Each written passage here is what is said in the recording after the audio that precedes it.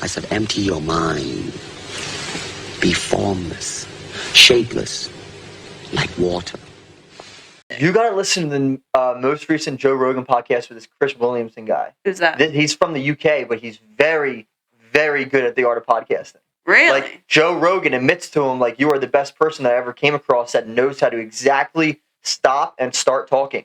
And during the whole podcast, this man just, like, questions Joe. Interesting. Like, it's more like his podcast rather than Joe Rogan's. Which is different for Joe because he's always running the shit. Yeah. You know what I mean? But he seems flexible enough to where, like, I feel like that would actually make him more intriguing to see that side of him. Yeah, but you got to think it's also a raw conversation. Yeah. So it's like he allows that to happen. Mm-hmm. It's not like he's forcing like Exactly. them to question him. It's a raw conversation as if they were sitting down for coffee in a coffee shop. Yeah. And like I said, like authenticity, like that's your thing. So fuck it. Why not incorporate bloopers? You know what I mean? We like, have to. Why not incorporate, like even like setting up, even like doing a room tour eventually. Like, I want to end up doing that. that. A couple of guests who came on described doing that. Yeah. The Ty Whalen one, you weren't there. He said I should do that right away. Give a room tour of the studio. Well, yeah. I mean, like, well, look what you've done with it. You might as well. Basically for no money. Basically for no money. All right.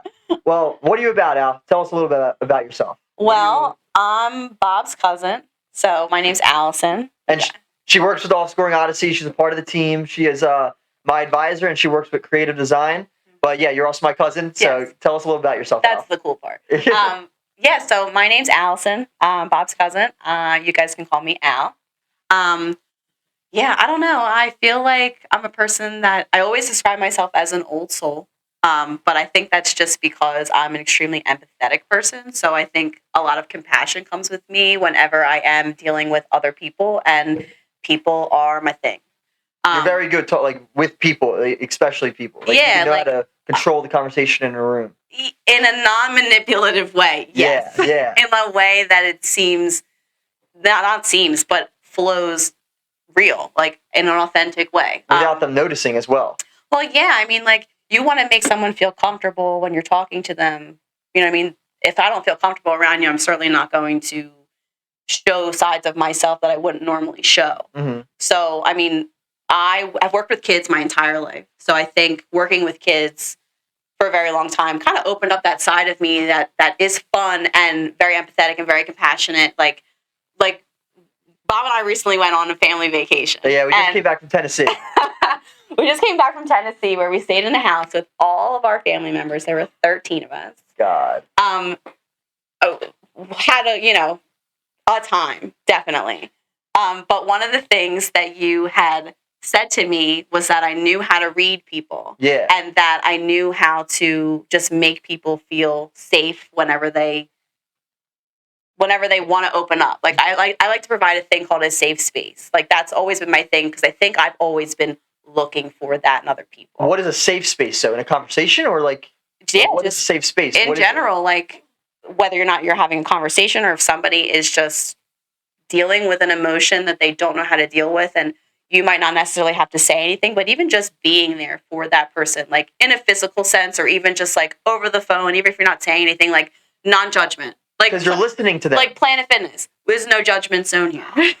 Fuck Planet Fitness. But the thing that you said to me when we were on vacation was, Al can lay down the law, but still have fun. Yeah. You know how to do both sides of it. Yeah. Like, you played hide and seek with us one night in the dark. We played hide and seek in the dark, and I won 2 out of 3 rounds. Yeah, Tennessee. Yeah. It's on the elk. Bob, on the elk on the wall. Bob was fucking committed because he climbed on top of the refrigerator. Yeah, I had the best spots. So you got bored. This was at night though. It was also at night. It was also at night. Yeah. I'm sure our other family members really loved it because every time you like breathe in the house, it was like Yeah, like people were going at each other's throats, especially with Rome and Natalie. Rome and Natalie are my younger brother and sister, and they do not like listen. As your typical brothers and sisters, they bicker. And it is definitely a lot of personalities in one house. But I'll tell you what, I haven't laughed that hard in quite a while. And still, like, Bob and I got to sit down and, like, have some really good conversations. Like always. Yeah, like always. You know what I mean? Like, we got to, like, really chill and relax. Like, we got to do fun stuff. We went to Dollywood, which was pretty dope. We did some mean roller coasters, which I haven't done in a while. You know what it was about the amusement parks there and everything there? When you go to like an amusement park in Jersey and you go to Six Flags and you go to the park, you can see all the rides, you could see the park. Yeah. But in Tennessee, it was almost like a maze. You had to figure out your way to see the actual roller coaster. It was just all hidden. I didn't like that. It was like a zoo and a amusement park, as Marissa said. Like, it was, I didn't like that part. You had to look for stuff. Yeah, we were pulling in, and Rome was like, "Where are the rides?" You didn't see the park at all when you drove in. You couldn't see anything. Yeah. And of course, Mark makes some joke that you guys were making all weekend. He was like, "Where are the rides?" And he was like, "It was the rides that, you know." Oh, all right. Yeah, I know exactly what you're talking about. We can't say that on the air, though. It's all good. Yeah. It's all good. Cut that out. One of the things you brought up there while we were in Tennessee is the personality types. Yeah. What is that? Because this is something, everyone, I want to personally learn for the podcast. Because Mark read me everything about me and knew my weaknesses and knew what I was good at and knew why I was good at it. What is that? What is that? You have to understand, Mark has been studying this stuff for a really long time. He is a big psychology guy. So he got into, it's Myers-Briggs, so it's MBTI. So it's different types of personalities. And they say that there are 16 different personality types. But knowing Mark, he always digs deeper into every topic that you give him. Yeah. Love you, though. But he got really, really into it, and he found these people online. And I'll give you the link because they are amazing. They really do break it down for you to understand that there are actually like hundreds of different personality not disorders, but different personalities. Yeah. And it gives you basically like a how-to of how to read somebody's personality and like how to narrow down what kind of personality they are, like whether or not they're introverted or extroverted, or whether or not they are sensory or their intuition. And so, what is that? Sensory would be like the things around you. So like, perfect example, I am a very hypersensitive person. So when we were on vacation and I'm around 12 people, 13 including myself, you can get agitated. I get exhausted. You know what I mean? Very quick. Yeah, very, very quick because I'm taking in all of my external environment, all my senses, my sensory. Intuition is like your intuition, like your gut. Go with your gut. My dad always tells me, go with your gut. What he means is go with your intuition. Okay. And then extroverted and introverted is pretty self-explanatory. Introverted means I'm more of a worker within yourself, right? You Correct. Keep everything to you. Correct. Extroverted is very outgoing, very like work with others type gigs, right? Yes, exactly. And also, it's how you are able to basically get your energy. So if you're an extroverted person, this is a perfect example. You're an extroverted person. You start out the day with 0 coins. Okay. And every interaction you have with other people, you get a coin. So, I saw my mom today. Coin. I saw my friend today. Coin. I saw my other friend today. Coin. I ran into work today to, go check on another friend. Coin. I feel like I have 100 coins. Yeah, exactly. And you get all these coins. So let's say you get 5 coins for the day. Awesome. Now you're feeling great. I've seen this person. I've done this thing. And I've done this. And I've gone out this way. An introverted person starts the day with 5 coins. And every interaction takes a coin away. So I saw my mom today. Okay. I saw my friend today. Backwards. I had to go to the grocery store today.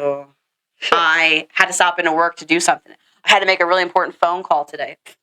It could be 2:00 and I'm fucking done. What, like, they're done exhausted with people? Yeah, like you're just your energy is like completely depleted. Well, how do you end up using that within the work field? Do you end up having to do stuff like within your own personal space? So yes, but knowing how to read these things, now I can like counteract, like, okay, I know that I'm getting down to a couple coins. I know I've had a lot of interaction this morning. You know what? Let me go outside and take a 10-minute walk and put my headphones in, listen to music, listen to a podcast. You know what I mean? Like do something that I know that I can like kind of come back into my bubble, regroup, reassess, reset, and then come back. Refuel. Exactly. Get your coins back. Get my coins back. Yeah. Let me cash in and like get like I'm good to go. And then like, cause like things like going outside and getting fresh air, getting sunlight, putting my headphones on, listening to music. Music is a big thing for me. I love music. Can't listen to music. Super, super soothing. I mean, like, yeah, like, and depending on what type of mood I'm in, will depend on the type of music that I listen to. I'm a big advocate for that. Yeah. Right? Podcasts haven't always been my thing to listen to, but over the last, like, ever since COVID, I think I've just gotten into it more and more. And this MBTI stuff.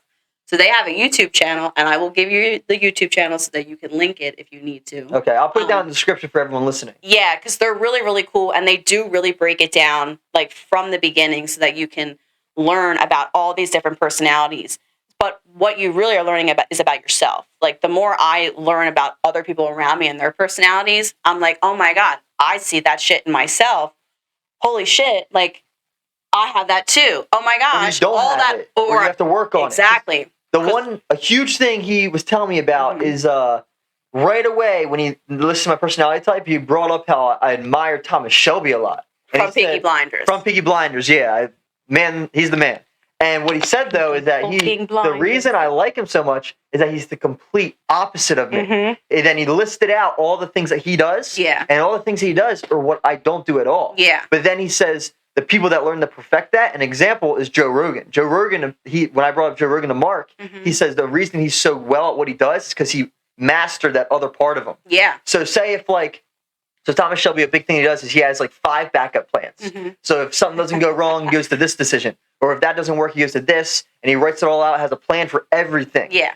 And like that's just one aspect of him. But if I learn to ace that, I can get closer to mastering the complete opposite of my own personality, which I can use in the real world. Well, because, and I don't mean to interrupt you, and you're absolutely right. When you have things that you're really good at, and then you have things that are like you're not really good at. Your strengths and your weaknesses, your light side and your dark side. Yeah. You know what I mean? Your higher self and your shadow self. Like whatever you want to call it, that's exactly what it is. There cannot be light without dark.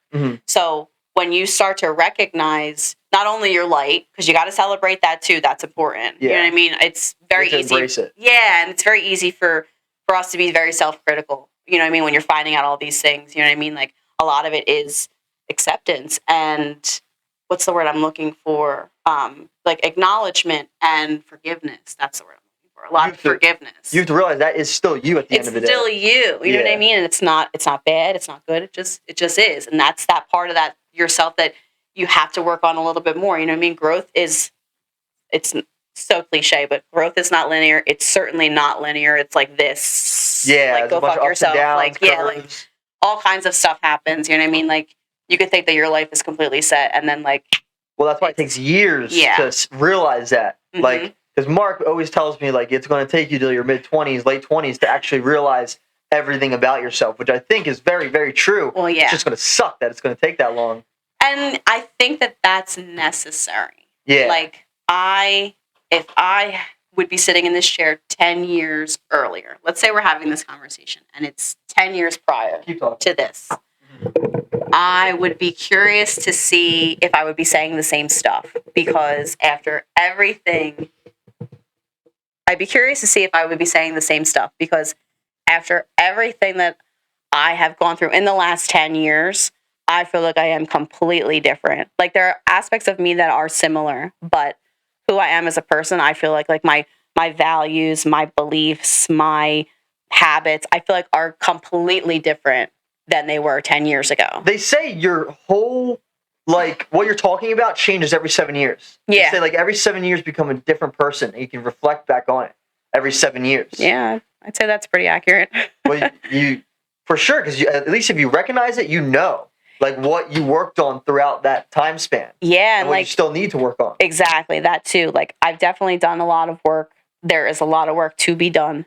Turn the mic. So, like, a little bit, like, just don't want to risk it, bro. Are we good? Yeah, keep going.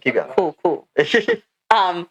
But yeah, no, 10 years ago, me, I feel like probably wouldn't have even come on.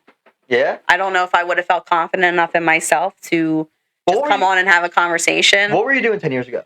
10 years ago, I was working with kids. So 10 years ago, I would have been 20. I would have just gotten out of high school. You know, I would have been in my second year at Gloucester County College. I was in a relationship with someone else. Yes. Living with them. Okay. I did not go away to college, so I stayed at home. And I was working at a daycare. Loved my job. Literally, like, loved it. It was the best. I got to play with kids all the time. I love kids. I got to be a summer camp counselor. Like, it was awesome. And it really got me started with being able to read people. Okay. So I think at that point, my journey was probably like starting on my path, and then things happen and things don't work out, and it might be traumatizing at the time, but I look back on it and I'm so grateful for it. Holy shit, am I grateful for Like, it. it's good that happened. Oh my God, you learned from it. Yeah. Could I have dealt with things differently? Sure. Absolutely. Do I have regrets? No. Yeah, because you lived it. You can't like regret about it. You have to learn from it and see it in a positive way. Because I don't think that this version of myself would have existed unless I had some moments of me acting out of character or things I'm not proud of. Do you know what I mean? Like all things that are absolutely necessary. So and do you think you would have came on the podcast 10 years ago? No. No? No, not without Paul, not without like, because before we came on the podcast, I had asked you if you wanted to like talk about anything specific, and you were like, "No, we're just gonna have a conversation." So we're all conversation. Yeah. I would have been so anxious. I would have been like, "Bob, are you serious? Like, really? You don't have no fucking plan? Are you kidding me?" Yeah, I would have been super uptight about it. Well, that's the first thing everyone asks me is if I like have this stuff scripted. No, I don't. That irks me. That irks me when stuff is scripted. It's not real, authentic, like you said. Like, it's not like what this is meant to be. This is meant to be a raw conversation. Raw conversation for you to realize and talk about like who you really are. Exactly. If it's not scripted, you can be more you. Yeah. That's how I view it. Yeah, because like I almost feel like now if I had a list of questions in the back of my head, like I wouldn't be actually present with you having this conversation. I'd be thinking about how am I going to transition into this next question? Yeah. Like, and make this flawless because I'm a perfectionist. Like, you can't worry about that. You can't have all that stuff going on while you're in a conversation. You're thinking that two things at once, which is, if I'm mistaken, is completely impossible for you to think of two things at once, right? Not give it 100%. Okay. Like, I wouldn't be 100% in this conversation if I was also thinking about a list of questions that you had given me beforehand. Well, I'll tell you what, it's a problem when I have athletes on. Yeah. Because athletes, I don't have like questions prepared. I have topics that I want to go over. Mm-hmm. And in the conversation, I still have a raw conversation. But say like if I like we're almost done and I didn't bring up two topics, I have to think about what the topics were and I have to try to groove it into this raw conversation when it's not, at that point, it's not raw. Yeah. I don't like doing that, but I kind of have to for the athletes. I just have to learn how to structure it correctly. Yeah, and that goes back to might not be something that you're necessarily good at, but something that if you master, then there you go. There you go. And I don't even need to say it. You're already 5 steps ahead. Exactly. But that's why I want to learn the personality type thing, because I feel like if I understand all the personality types and why each thing does what and how, like what they're not good at, especially, I can almost peel layers off this person without them realizing. You know, it's not manipulative. It's just me doing the podcast like in a better way. I just want to rephrase in a non-manipulative way. Yeah, it's for the good. Yeah, I just really want to harness in on that. But no, I mean, like, so kind of going back to like me working with kids, pretty much all of going through college. And then getting out of college, I had your typical office job. And what were you doing? Customer service. Okay. I was working at a substitute staffing agency where I basically ran their new employees coming in and they would come through me. I would talk to them on the phone. I'd set up their account. I'd get all their settings set up. If they had any questions, like I know how to talk to people on the phone, in person. I'm very good at reading a room. Very, very good at that. Very good. And I think that's what made me really excel in customer service my entire life. So I had gone and done it on my office job. I had actually left there and had gotten into the mortgage industry for maybe about a year. Just kind of bounced around. I was trying to find something that like really sparked me. Like, well, what did you study in college? What did you major in? I majored in sociology and psychology. So sociology, which is the study of groups. Okay. Oh, makes sense. And psychology, which is the mind. Yeah. Yeah. So no wonder I was in customer service. I had gotten into the mortgage industry, and then I had gotten into a really bad car accident. I remember this. Huge wake-up call. Yeah. Huge wake-up call. It was a complete accident. We weren't at fault at all. And it was just something that had happened, and the timing of it was impeccable because I was thriving at work. Wow. Literally thriving at work. I was thriving all around. Like I had just come off of a really bad breakup, and I was feeling really shitty. And I felt like I had just started to like Get the groove going. Oh yeah, like I had money in my account. I was making money. I had friends. Yeah. Friends that weren't from my past. They were new friends. So it was like exciting. Yeah, it's a new journey you've ever started. Yeah, and it like got me out of my funk. I was living by myself, doing my thing. Like I was really, really good. Mm-hmm. And then I got into this car accident and like it just took the wind right out of my sails. And I struggled for months, like dug myself a hole, struggled. And my biggest thing was I didn't know how to ask for help. And one of the things I learned from learning about my personality was that I'm not good at that. So now, So now whenever I need help, like I reassess, I take a second, I pause, reassess. Okay, can I do this by myself or do I need to ask for help? Okay, maybe I need to ask for help. And that just is a self-esteem thing. Like it's just like when you go through that shit and then you climb back up, you gain more confidence in yourself and you gain more self-esteem. Like, you did that yourself. Correct. There ain't like, no one else doing nobody did that shit for me. Yeah. I had to do that. And that was good. Like and how long did this last? This like period of like where you're trying to I don't know how to I mean, I guess probably for about a I don't know, I got in the accident probably about a year and a half of just like kind of picking myself back up. Getting back on the groove. Wow, it's a little bit. Well, yeah, it was, well, you know, you pick yourself up and then you fall again and then you fall back into bad habits and then you have to restart again and that's life. But it's life. What the thing was that brought me back was I found this job. I had applied for a job for a human resources assistant. I went in, I go in and I meet this woman. Her name is Crystal. Okay. Love you. She did the interview. She took a look at my resume, and it was for an ABA clinic, applied behavioral analysis. Okay. It's a behavioral clinic for children, small children that have special needs that have autism specifically. And it was the best thing that ever happened to me. It was the thing that like helped me crawl out of the hole and stay out of the hole. Why do you think that is? Because you were helping others? I think it was because I was I think it was because not only was I helping others, I was getting to spend time with kids. There's that, point. I was helping others, so that's a big thing too. Yeah. And I was learning about people's behavior and why they do the things that they do. And if like cause and effect, basically, and how to change people's behavior over time by doing simple things and having patience. Oh my goodness, did I learn patience from this job?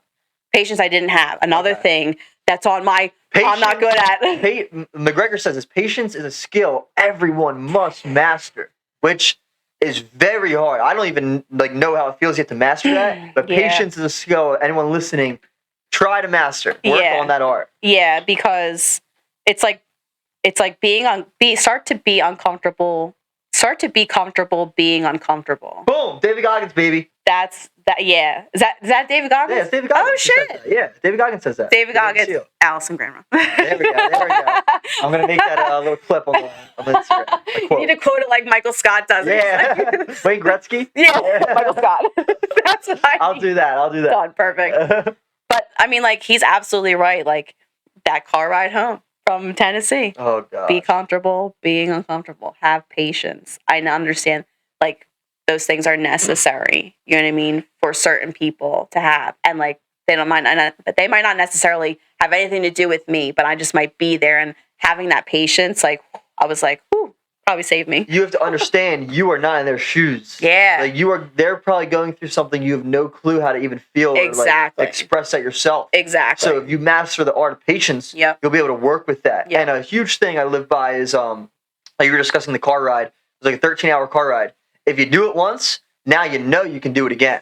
Which in that situation would be awful if you did that car ride again with who you were with. No, but now I don't. Now I don't have the fear of driving a road trip. Okay. Because I had a lot of anxiety about that. I've only done one other road trip before, and I wasn't driving. That was when you were in the back seat going to New Orleans, right? Yep. Yeah, I was going to New Orleans with my mom, my stepdad, Dave, and Ryan. And oh my God, we had a fucking blast on that trip. It was for your 21st birthday, It was for my 20. Who goes to fucking Mardi Gras for their 21st birthday? And I was not a big drinker at all. Oh God. I just wasn't. I wasn't a big drinker. I wasn't like I don't know, your typical high school person. Yeah.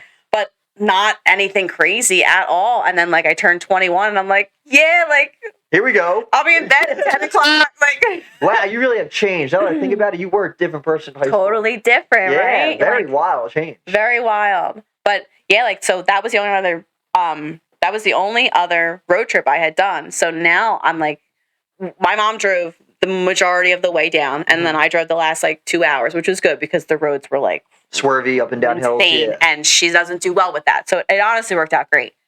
On the way home, I drove first, and then she drove for a little bit, and then I ended up driving after we had gotten coffee, and I ended up doing 11 hours. I ended up doing the whole 11 hours after we had gotten coffee. So the whole trip took us 14 hours to get home. From Tennessee, and it's originally supposed to take only like 9.5. Yeah, it's supposed to take 9.5, but we had so much rain, so much weather, so much traffic. I had to take Rome home, and like that was, an hour out of the way. So not a big deal, but it just tacked on so much. But I drove that whole thing. You did it. Hell yeah. You did it. But now I'm like, okay, cool. Where the fuck can I go? That's like a 12 hours around here. Like, Yeah, it broadens, like, whereas 10 years ago, Al, no way. You wouldn't be able to do that. No way. I wouldn't even trust in the vehicle I had to take me there. You have to know you can do it.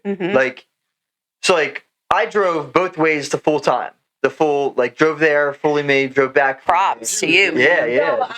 She offered, but yes, and don't get me wrong, Mark tried. He really did. I got to give him credit. You really did try, babe. Yeah, But Bobby and I are the same way. yeah, I like to be in control. I like to be in control. Yeah, and like, Another thing that we got to work on. yeah, I got to work on that a little bit. Emerson. And Marissa's blind. She's blind in her left eye, so don't be fooled. That's why. We don't trust No, her. you almost killed me We for don't it. trust her on this. Yeah, that's what I'm talking about. She almost killed us. She almost killed us. I was just talking No, It's okay. it was near that. It's okay. What happened? It was. It was. How about when Bispo almost killed us? Oh my God, Bispo. All right, so Bispo's here, but he's using the bathroom. I don't know what he's doing. We were on a road. Bispo. He just got his license. And he's passing this car, and it's not no regular car coming that way.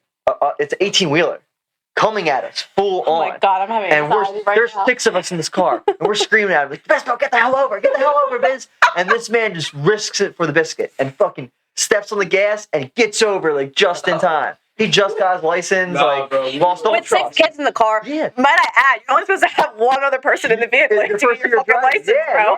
Like it was absurd what he was doing. That's Lost all my trust in We hilarious. all had some time. Yeah, we all have time. Yeah. I think Brian's house. Yeah. I've had bad times.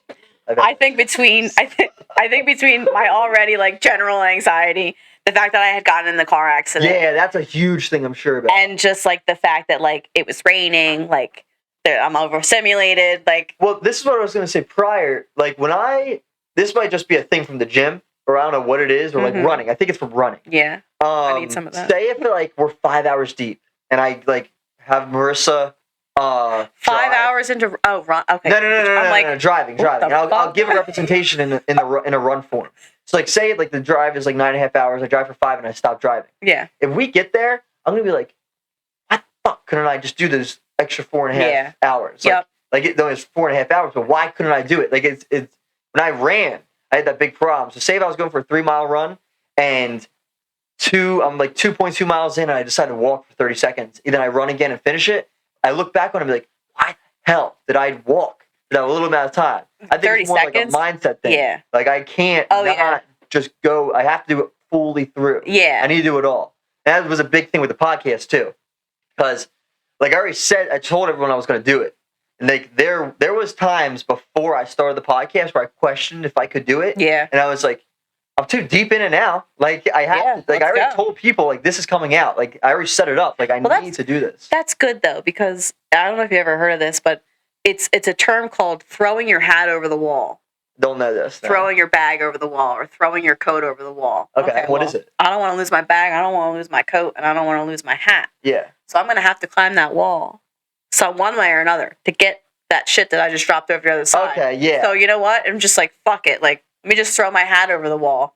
That way, I'm like almost forcing my future self. Like, To do dude, it. you got to follow through. Like, Yeah. you got people depending on you. I myself am keeping me accountable by throwing my hat over the wall, Like, you need to do announcing it, like putting it out there, like, and just throwing it out there. People say like, I'm gonna put it out into the universe, like put it out there, but keep yourself accountable, because you call it manifesting. I just call it accountability. Oh, okay. You know what I mean? And then the same do you believe thing. in that? Do you believe in manifestation? Yes, I think so. I think if you're really practicing and doing the work, I think if you're getting up every day and you're sticking to a routine that's good for you, and I think if you're Marky says 1% every 3 months. You know what I mean? Over your lifetime, because growth is a thing that comes all the time. Even at 70 years old, you're still growing. You know what I mean? Like, you're not just growing in your 40s and then you're good to go. I'm like, oh, I'm set. Like, no. Usually it's like, it's a roller coaster. yeah. But I think if you're doing the work and you're consistently showing up for yourself and like just doing the things that you know is going to create the best version of yourself, you are the manifestation. Like, as long as you continue to do that, whatever you want, like, you can get. There's nothing out there that you can't get. You can do it. Absolutely. You just have to do it. You have to make a priority list, and you need to make sure that you stick to something that's going to keep you accountable. You know what I mean? A thing I got out of, I'm not going to say what I got it out of, but a lesson I learned was, it was a really deep personalization, and what I got out of it was to just do it. The Nike sign or quote, just do it. Yeah. This is how I looked at it. Nike, yeah. If you see something, all right. So for example, we were in Puerto Rico, and there was a thing that you had to go down a mountain on, like backwards, and before and it rained. It rained. So there was 9 of us, 10 of us, and zoom in on my face. The second person, the mom, she slips, and I'm like, oh, here we go. And she was fine. Yeah, she didn't fall. She just slipped on the rock. And I'm last. I'm making sure I'm going last. Yeah, control. I'm like, I can't just not do it because I'm a really big pussy. But you just do it. So I ended up attempting it. I just did it, and I didn't make it down. I went back up. But I could have finished. But you just have to do it. I couldn't get Is it a heights thing? No. It's not having control going backwards. I'm not trusting this cable to hold me backwards, because if I fall, dead. Yeah, dead. Flat, dead. We were walking on was actually crazy. Yeah, no, it was I've seen cliff, pictures, but it wasn't straight down. This cliff went in. Oh, you had to go in. Yeah, and come out. You had to really put pressure on your feet. I'm surprised that they let you guys do that without experience. It was any type of history with rock climbing. I guess so. They got their money. They're like, did you have a harness on? Yeah, you had a harness. And it was attached to the thing. It was attached to it. Yeah. To the top of it, but you signed waivers before. Oh yeah, well I have to. So liability. They don't care if you're falling and splatting. Oh yeah. We're some Americans just trying to do some tours. They're probably like, fuck these guys. Exactly. Who cares if they fall? Well, I'm sure it's pretty safe. But at this point, moral of it is just do it. If it doesn't turn out the way you wanted to, now you know. But if it turned out the complete opposite, and you got 5 different things now that come from it, dude, you would have never found that out if you just didn't do it. You just have to just do it. Just do something. And I think that has a lot to do with manifestation too, because manifesting, you're manifesting something for your future self, and usually it's for a better version of yourself. The better good. Yes, exactly. So again, if you are committed to working towards something, it's all about commitment, and you could say believing in yourself. You know what I mean? But and that goes hand in hand too. But it's about accountability, and it's about commitment, and it's about having a goal and seeing yourself to the finish line, no matter what. If you're determined, you'll fucking get there. You'll get it done. You'll get it done. Yeah. It's all on you. And my thing is, and if you can bring people up on the way with you, great. You know what I mean?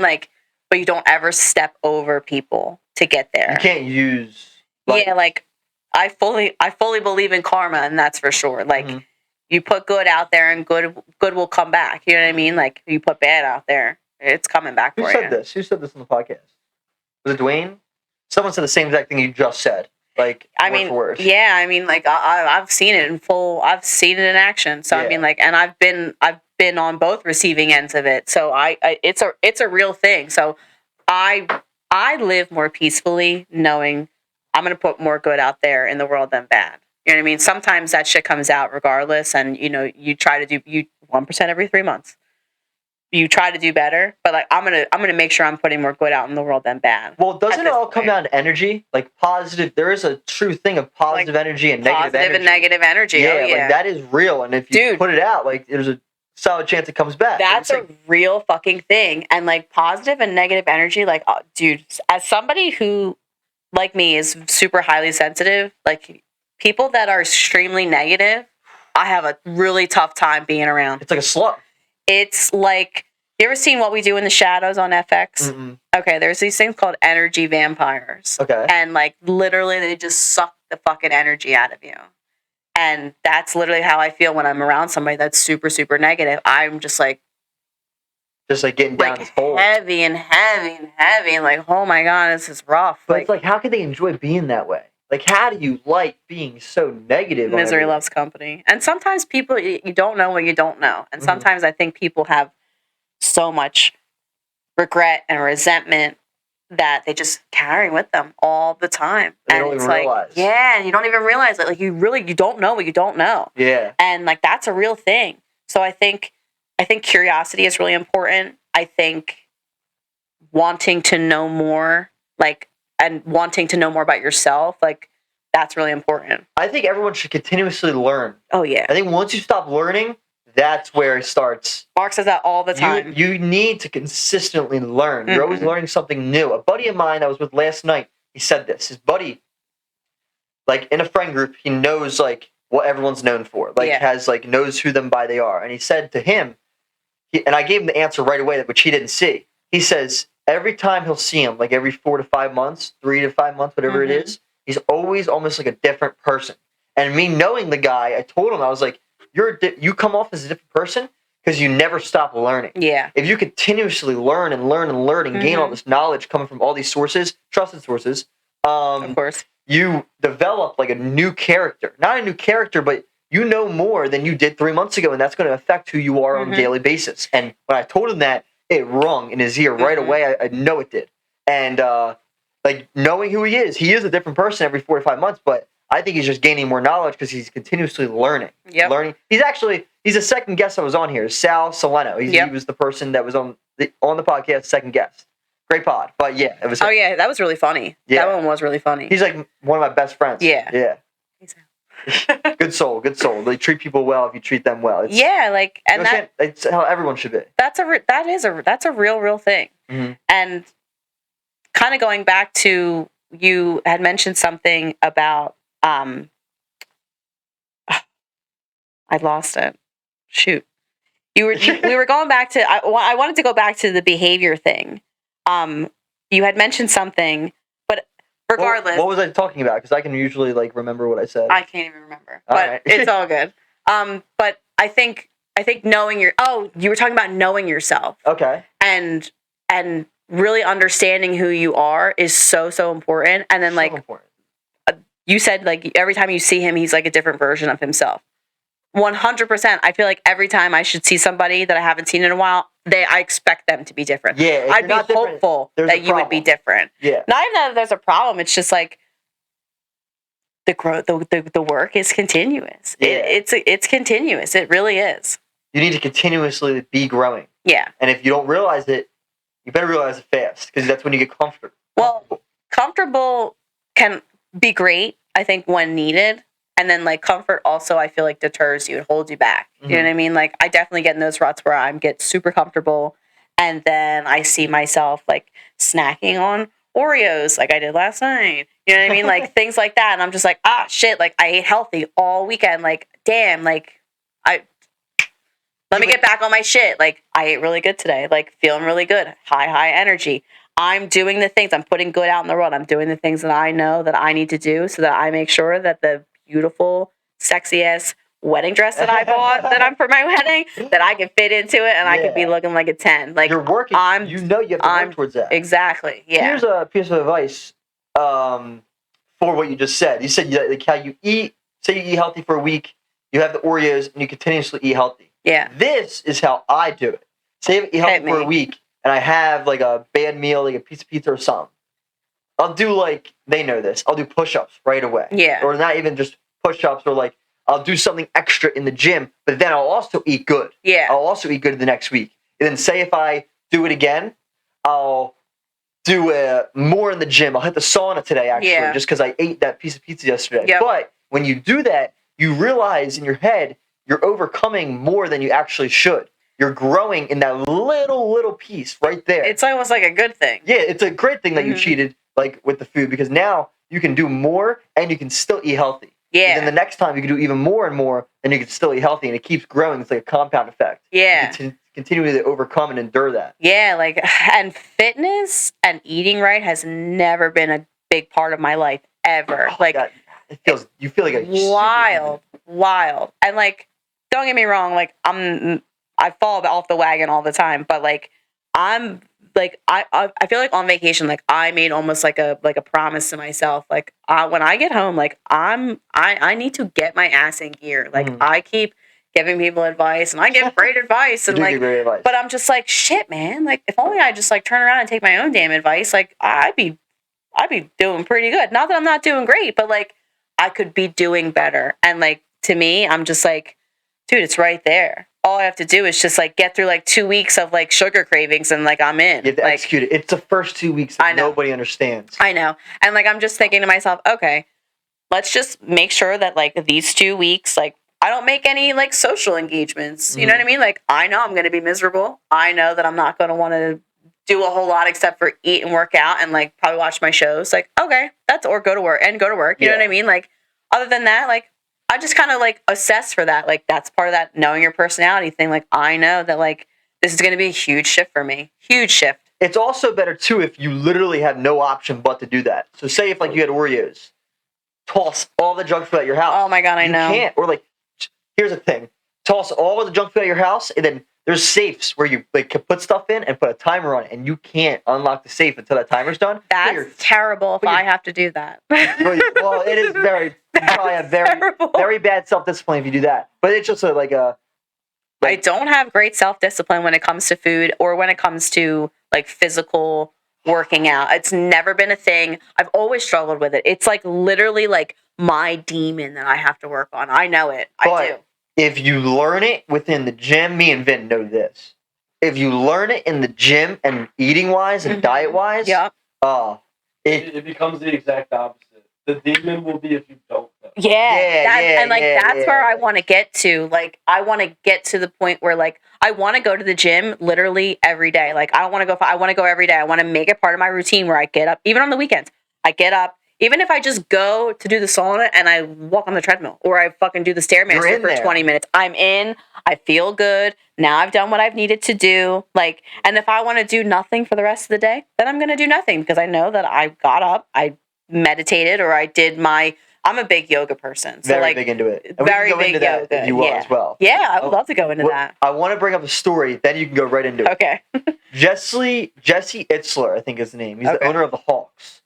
He runs 4 miles every single day. He's been doing it for years and years and years. And he was on a podcast. This guy's dope as hell. He actually allowed David Goggins to live with him for 30 days. That's cool. Yeah, this guy's very cool. Can I go live with him for 30 days? That'd be an experience, right? I'd put you through hell. Maybe that's what I need. Well, I hear the story that David Goggins made. His wife. Actually, I'll let me say this, and I'll say that right away. Okay. So he was on a podcast, and the guy asked him, like, how? He's, like, in his 40s, 50s. He looks great, though. The coach? Jesse Itzler. Yeah. He looks great. He looks like he's, young 30s. But the guy on the podcast asked him, was like, how do you run 4 miles just every day? Like, you don't take a day off. And he answered, he was like, you brush your teeth, right? He was like, you piss and shit in the morning, right? He was like, it's the same thing. You do that stuff without even recognizing you, like, do that stuff. Like, if you missed it, you'd be like, why didn't I brush my teeth today? He made it a priority to make running like that, to make the 4 miles like brushing your teeth. And that's how he trained himself. That's a great way to look at it. Oh, yeah, he said that and was like, wow.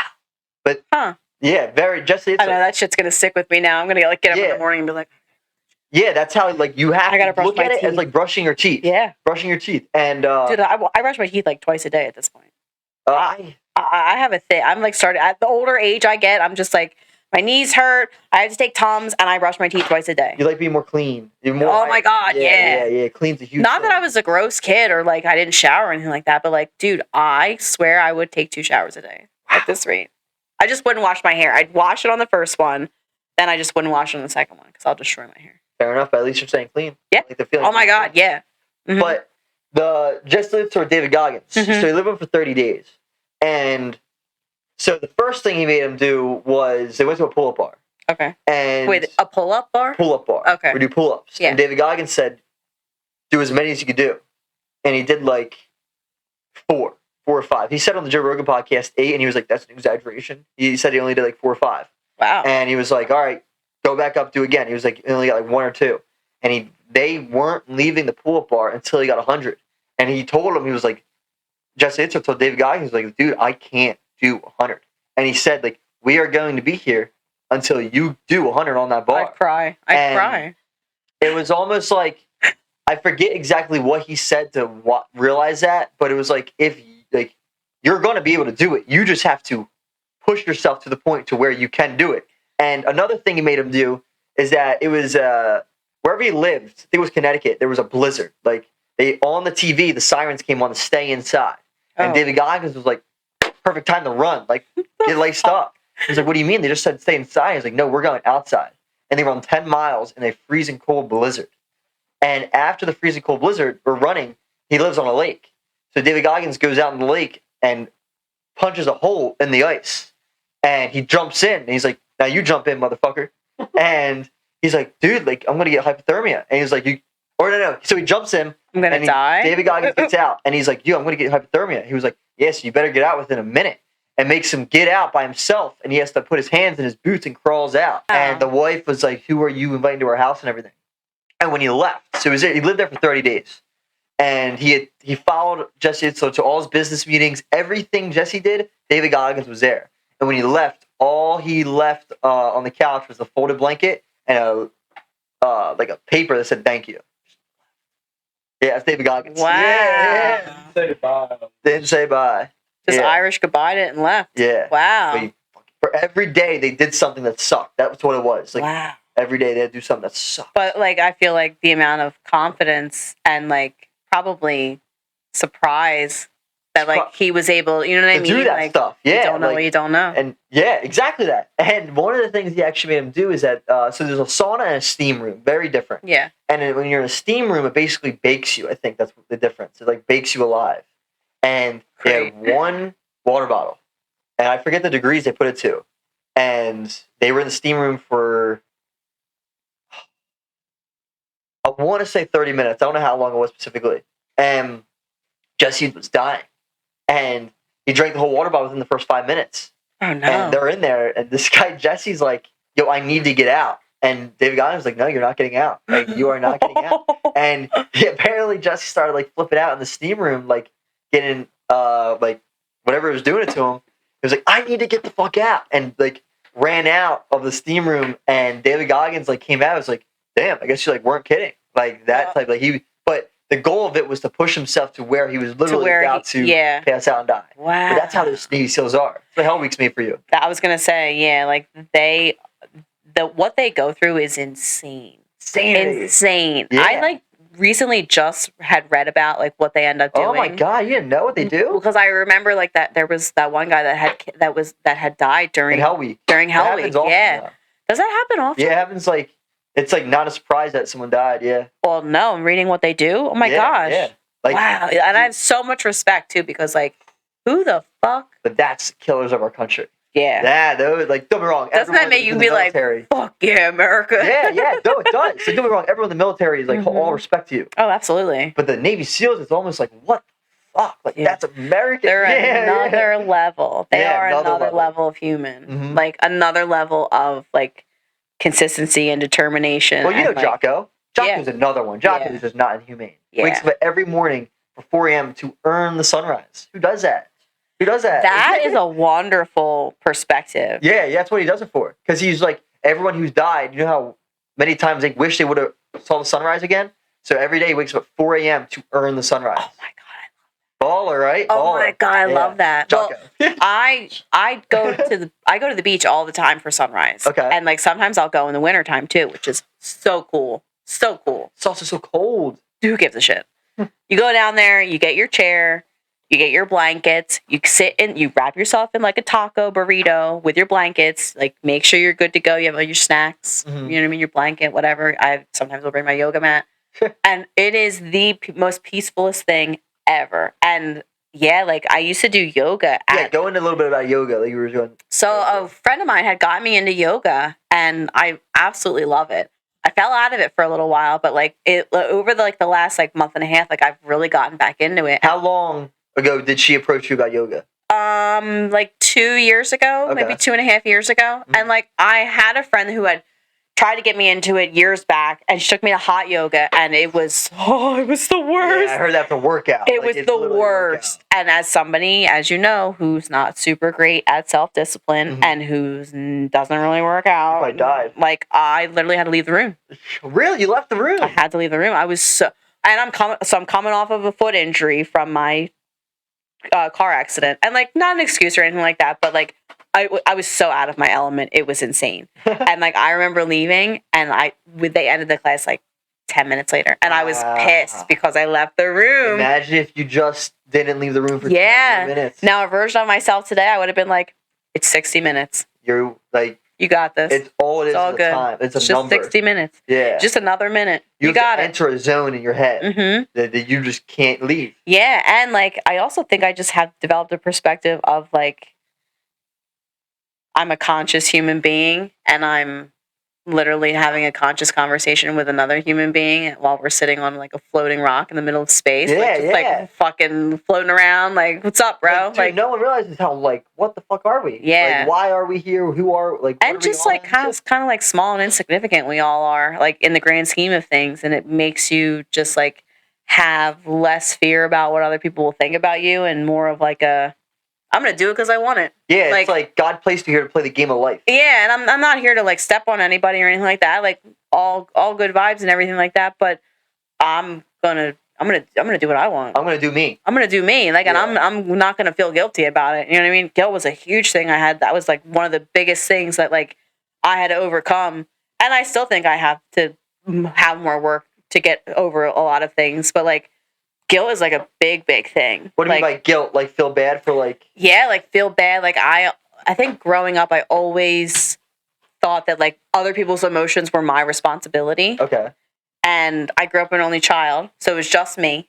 So anytime that there was any like arguments or any disagreements within the family or even at school, like I would internalize that because I'm an introverted person, and I would internalize all of that and then make it my responsibility, and I would feel guilty because of it. But that's also, I think, because you were only child.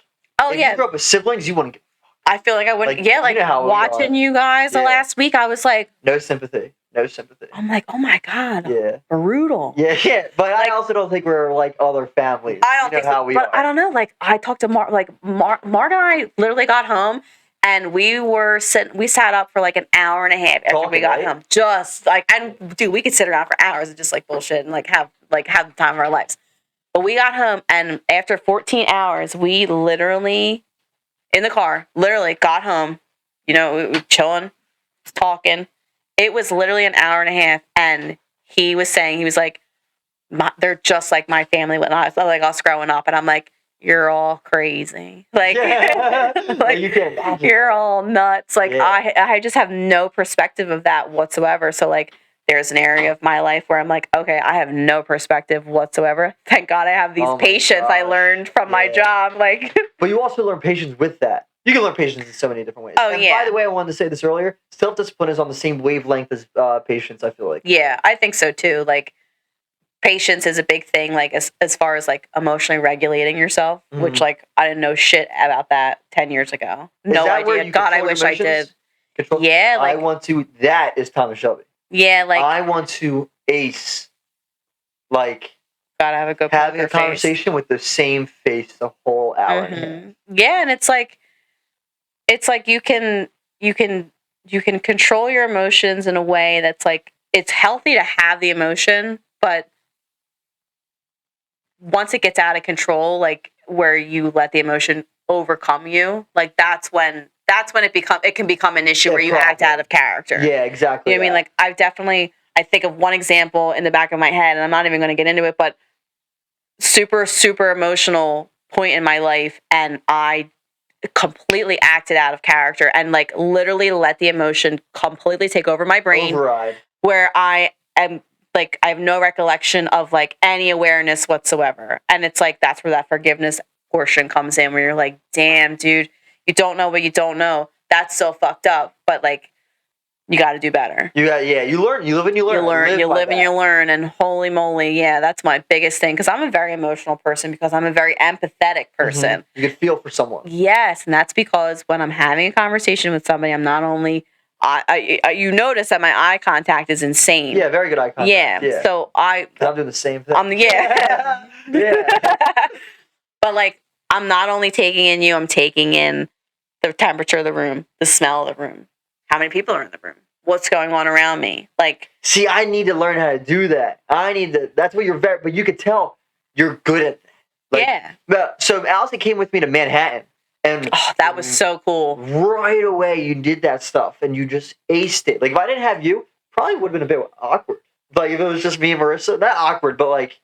It might not have flowed as well as it did. Yeah, because you controlled it, and you understood all the aspects you just said. Well, yeah, I mean, like, and that was just a really cool experience, because not only were we in New York, but like, we were in the apartment, and like, this apartment was beautiful. It was fucked up nice. It was beautiful. And like, everything was like super, super antique-y, which like is very me. And everything had a lot of history and a lot of culture to it. All very, very me. So like, we immediately aligned, and I was like, oh yeah, here we go. Like, bam, like, here we go. And the apartment used to be owned by the largest art gallery holder in America, right? Yes. There was a museum now after him, Gallagher or something. I think that's what it was. I think that's what it was. Don't quote me on the exact last name. Yeah. But you are right. It was like one of the wealthiest, largest like families. Art gallery holders in the nation. They were a family. Yeah. Was it the Giardellas? Maybe something. I know it started with a G. Something with a G. Yeah. The Granroth. Yeah. Imagine. It's me. But yeah, no, and I think because we had so many similar interests, and again, like, just kind of vibing, like coming in, being myself, like, felt really good. We had a good ride in. Yeah. Good vibes, like good conversation. We had good music. Like, day. We found that parking spot, that parking spot that I made, on the edge, for us. I never got a ticket. Thank you, God. We didn't get any parking tickets or anything like that. We were able to have the interview. Like, it didn't rain. Like, we got Shake Shack. Like, it was awesome. Shake Shack was amazing. Shake Shack was so awesome. Shout out Shake Shack. Yeah, shout out to Shake Shack. Sponsor us. For real.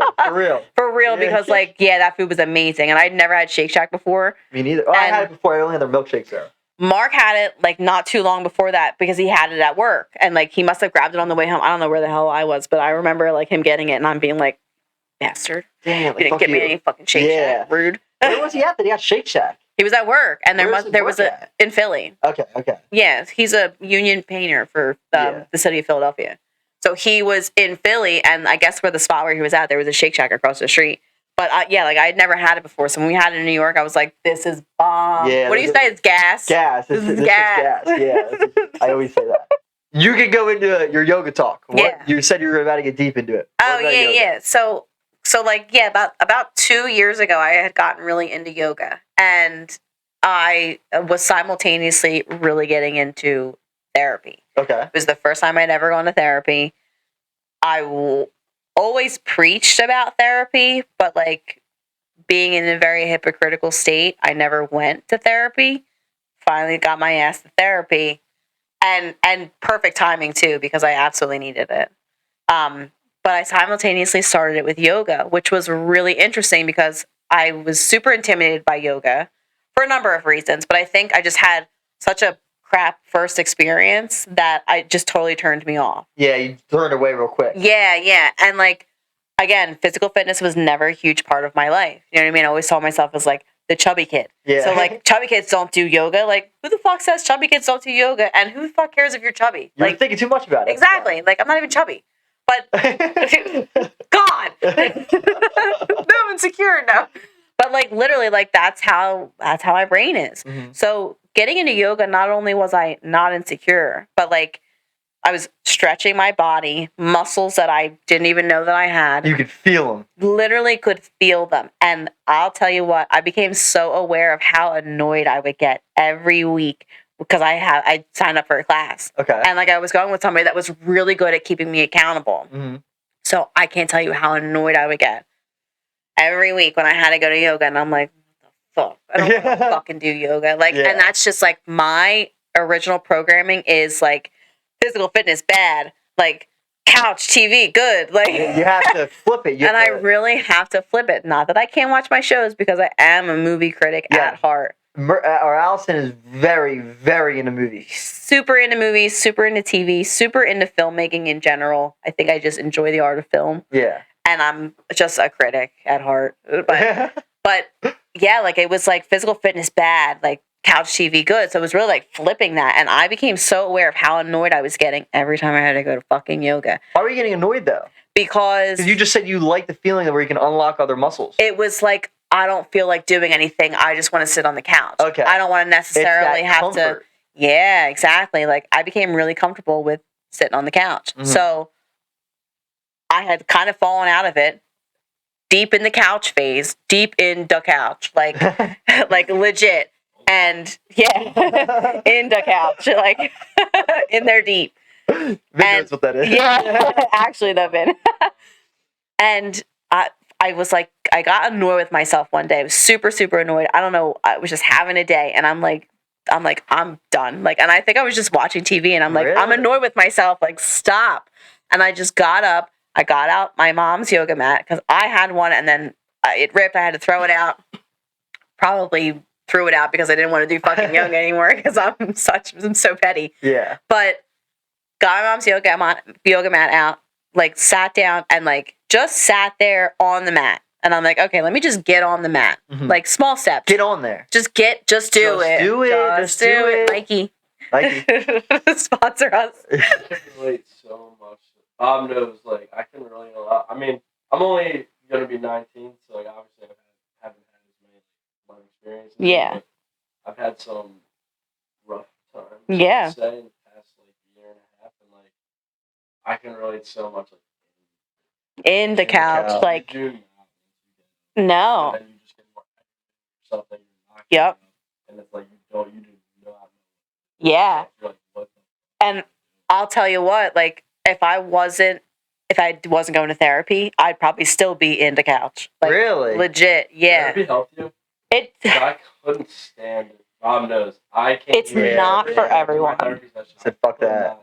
Yeah. It's not for everyone, and you have to vibe with your therapist. Well, I Like, told him the guy from Prep, Brother Bob. we were talking about this on vacation. now this guy, like, I want him on the podcast. Like, Brother Bob, let's go. Brother Bob, yeah. Told me to go to him, but like what happened to me is like this therapist really like she made me like I just view it as a whole now. Like I will not. He had a bad experience. Remember I Right, said yeah. you have to Yeah. find that it's 9 out Yep. of 10 times you're going to have a bad physical therapist, but it's Yeah, the it one sucks. guy. Like, it sucks. It But, sucks. like, it is what it is. And sometimes I feel like the mental health field doesn't get enough credit because you got a lot of these people that like get these quick certifications and they're like, yeah, I can be a therapist. They're And scamming just like, They're scamming They you. just want to make some bread. Yeah. like You need somebody people that truly care about other people's mental health. Exactly that. exactly, yes. And like a friend of mine goes to therapy, and my friend is 27. Her therapist was 25. How are you going to tell me about my Yeah, life what the fuck? experiences? I got You're time. younger than me. That's on you. Should I be questioning you? And look, I would have walked out if I knew and that. it's not like people that are younger than me can't be more wiser than me. That's not. I'm not saying that at all. But like The for experience. me to have that safe space that I'm talking about, bro, You gotta be older. you got to be older than me. I'm Yeah, sorry, yeah. but like I don't know shit at 25. I still don't know shit. So like I definitely need you to be older than me. And My therapist was 78 years old. Wow. 78. but that's the best people to have. That could be awesome. And she was pretty chill. Like she really was chill.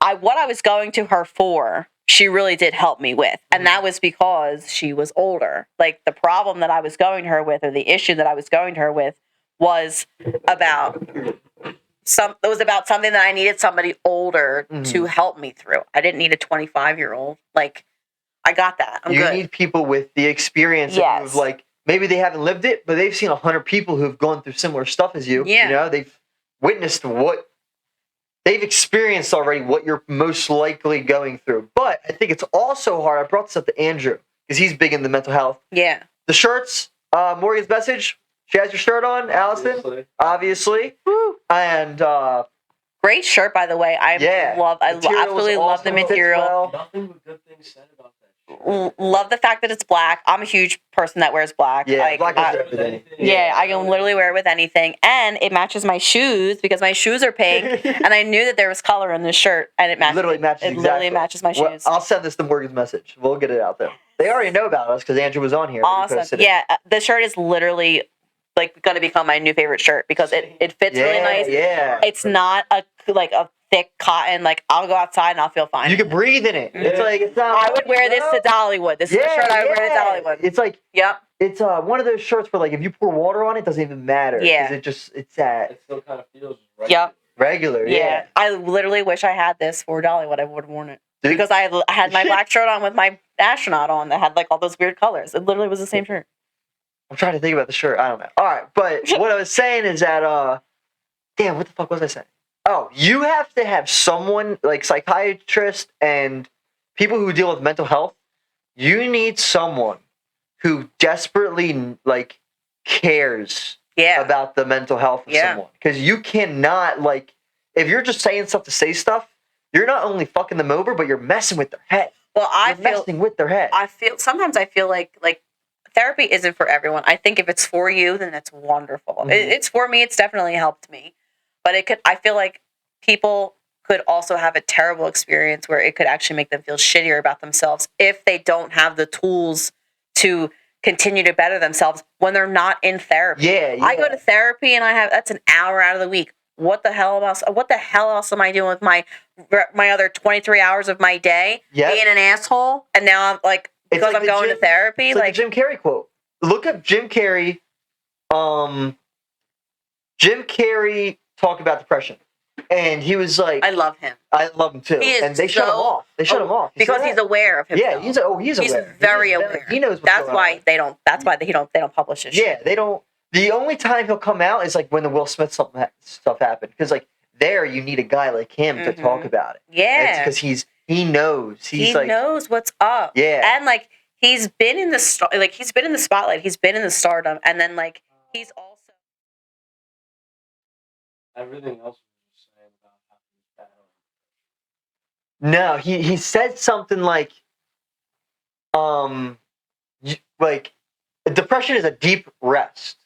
Or a deep rest of your body not being what's fully like what it's supposed to be. You're pretending to be something else. Oh, and what he says is like the character I'm playing is Jim Carrey. Yeah, depression is when I don't want to play that character. Exactly anymore. that. And I know exactly what you're talking about. You can fix that, but if you're not eating right, if you're not putting yourself through good exercise, if you're not like reading, gaining knowledge, stuff like that, you are not helping depression at all. Yeah, and like that's the thing that I like.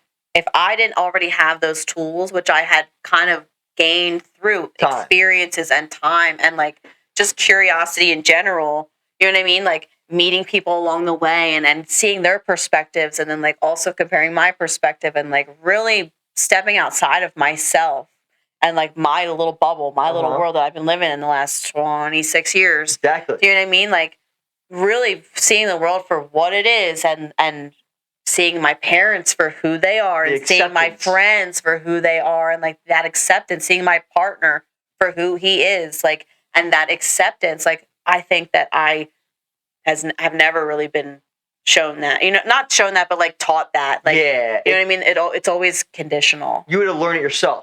But that's also something you can't put on others because maybe they don't know it either. They don't know to teach you that. You don't know what you don't know. Yeah, it's a big thing. And I never know what like. That's where a lot of that forgiveness comes in, and so I think I think therapy can be really good. I just think that you need to also have tools that you're using outside of therapy, like yoga. Yeah. Because for me, when I was doing the yoga and the therapy, I'll tell you what, man, I was journaling. I was reading. You like journaling? No.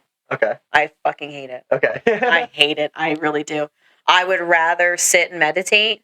Journaling is just not for me. Sometimes it works for people. It really does. I think I'm more of a video blogger. Okay. I used to do vlogs all the time. Every morning I'd get up and I would do like 5-minute vlogs. Really? Yep. I didn't know that about you. There's 2 phones filled with fucking videos. Did you ever post them? Oh, no. Why? I won't even go back and look at them. Why? I think eventually I would like to go back and look at them and like just see where I was at. I think Okay. that's really great for perspective.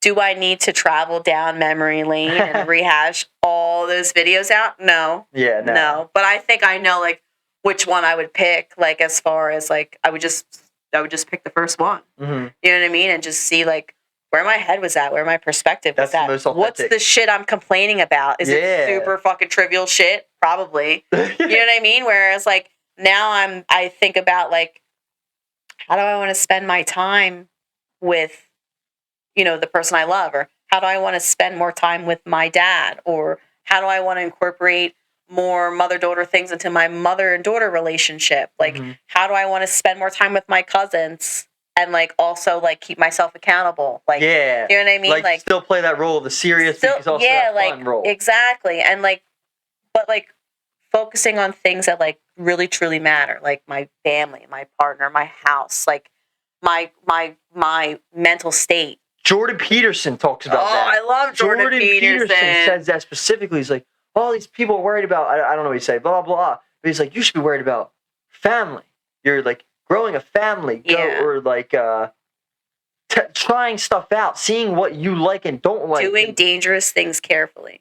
Because that's how you learn. Is that what he said? Did he say that? Well, he always says that like when you have kids Mhm. and you are watching your children explore, you are watching them do dangerous things carefully. That means they're learning how to problem solve. They're learning how to like find their awarenesses around them and do things on their own. If you're hovering over them, be careful. They're Be not gonna learn. careful. They're going to be so fucking They're babies. anxious. They're babies. Yeah, like you're just conditioning them to be super, super anxious. So like it's like that patience comes in. Like, and I think all of these things that I'm learning will eventually be like my purpose is to like be a parent at some point. You know what I mean? In the next 5 years. Yeah.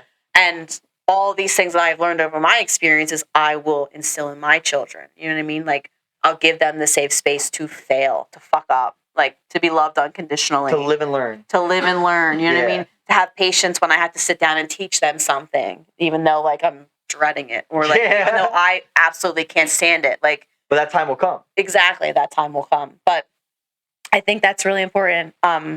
To like learn all those things and then like start incorporating them into the things that you're doing now and for your future self. So finishing back on the yoga thing, when I was doing that and I was going through yoga, I learned a lot about the body and how it stores trauma in the body.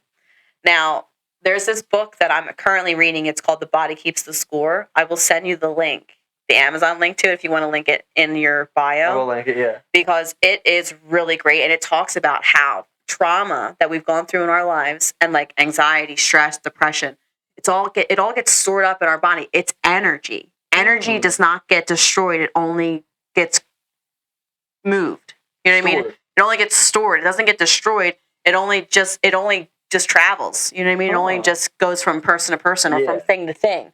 You know what I mean? So all that anxiety and depression, It's all in you. it's all in me, and it all gets stored in certain areas of our body. So like big thing for yoga is your hips and how to stretch out your hips.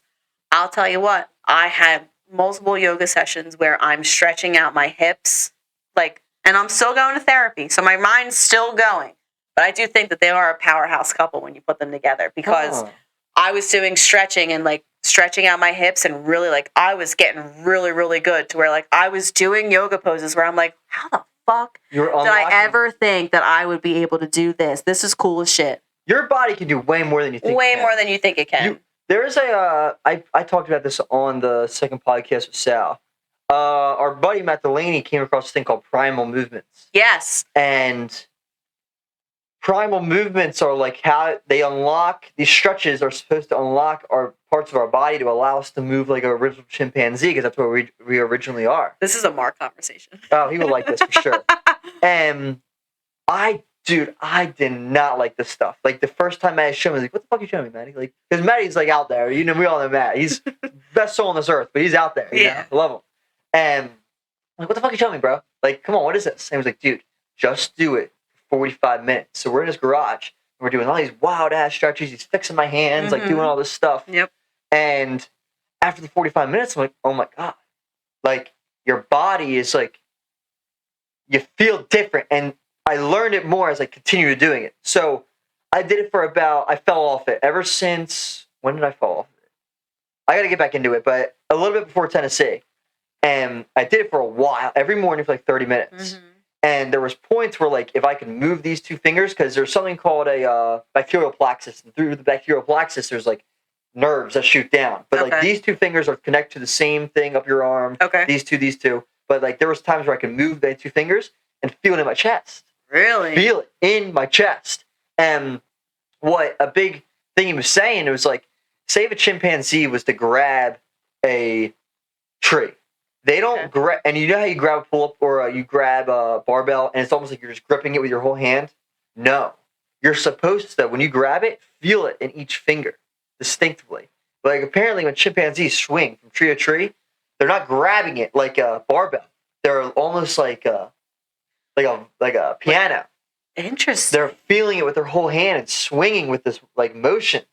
Interesting. It's crazy what he showed me, and I live by these primal movements now because he showed me them. Yeah. Do you really? And I don't live by I need to get back on it. I was on wave like a solid when he showed me I was only grouped for 2 months doing it. And I fell off. I don't know why. And look up the Hazda tribe real quick. Look up. So they stand like this. You know how we turn like this? Like our shoulders are forward. They stand with their palms out. They stand with their palms out, and they'll reach like this. Because that's how we're normally supposed to sit and stand. Oh, with posture? Posture, but we're like this. Like this is not supposed to be in. Then you get we're supposed to be in. We're supposed to be like this. Yeah. Like, I know the exact picture I'm going to show I feel like that would make it way easier. That one. Yeah. Look at his arm.